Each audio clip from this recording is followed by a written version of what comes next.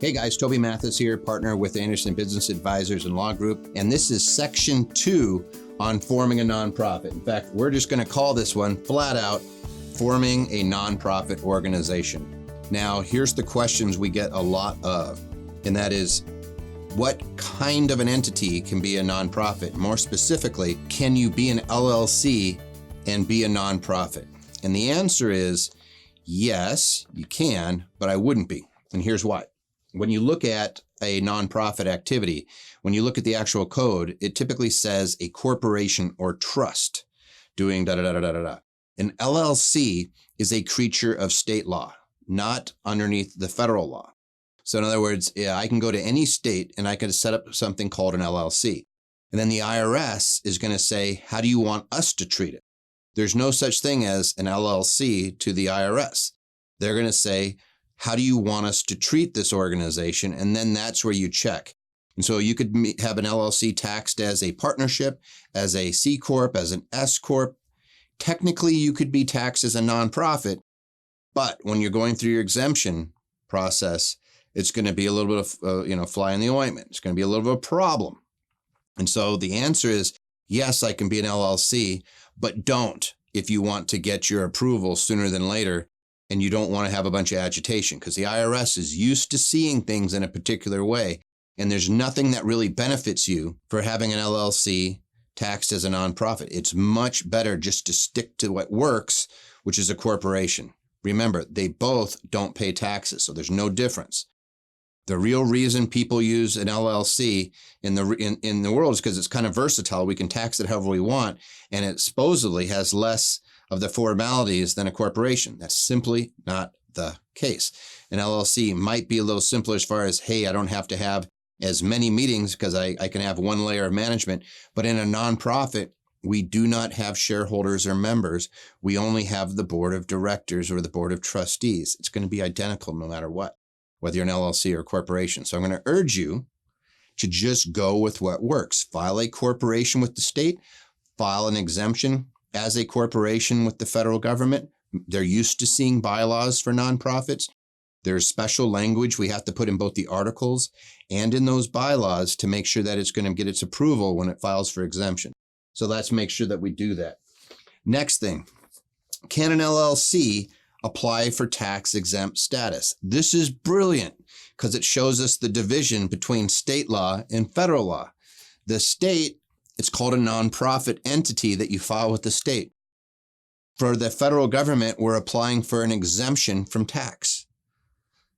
So I hope you guys see that there's a difference from the state level and the exemption level. On the state level, we can be a nonprofit LLC. And then from an exemption level, we're treating it almost like a corporation. And we're trying to show the IRS that we should be taken serious, but we're using language that's specific only to the states. Set up a corporation, apply for tax exemption under the corporation. Technically, you can apply for exemption as an LLC, but it's not actually as an LLC. It's an LLC taxed as a corporation. You're telling the federal government to treat it as a nonprofit organization or a tax exempt organization, but it's still an LLC. Can you see where the confusion draws in? Just be a corporation with the state and an exempt corporation with the federal government. Next question, and this is even going to drive this point home even more aggressively. Can a nonprofit be an S Corp? A nonprofit cannot be an S Corp because an S Corp is the tax treatment of a for-profit organization. And so again, with the state, I either file an LLC or corporation, and I could be taxed either as a C Corp or an S Corp on the for-profit side. On the nonprofit side, I'm really going to want to just be a corporation, and there's no such thing as a C or an S corporation. It's an exempt organization. We don't file for S status. We don't file for C status. We file for exempt status. So people always say, oh, there's 2 types of corporations. I say, it's actually 3. There's your pays for its own tax as a C Corp. There's the taxes flow through to the shareholders, or the profits and losses flow through the shareholders, which is an S Corp. And then there's nobody pays tax on it, the good old fashioned exempt organization. And then even inside the exemption, you have different choices. You have operating foundations, private foundations, and private operating foundations. You have different flavors.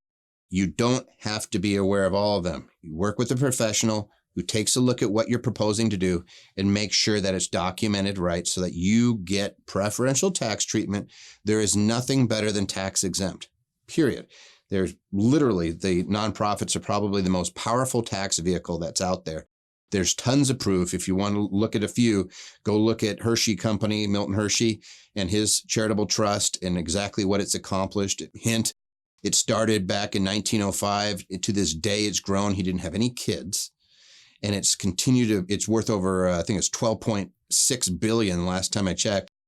But it runs a school for orphans, owns a museum, a hospital, a cemetery, all sorts of stuff in Lancaster County.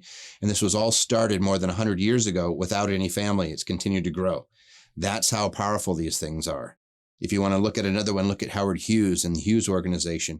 And when he started his nonprofit, he really didn't do much with it. It was a method to avoid some government issues on his Hughes aircraft. And there was questions about his sanity.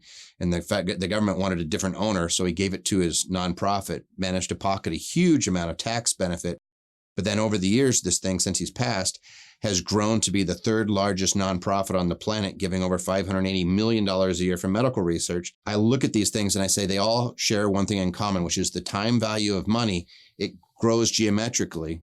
And if you can keep something from being taxed, it will literally take off. It's just a matter of time. Mathematically, you're guaranteed to see some major money in that thing, depending on how much it's pulling out and whether there's any more money going in. But they're extremely powerful vehicles. But to circle back, it can't be a C Corp. It can't be an S Corp. It can't be a partnership. It is legitimately a tax-exempt organization.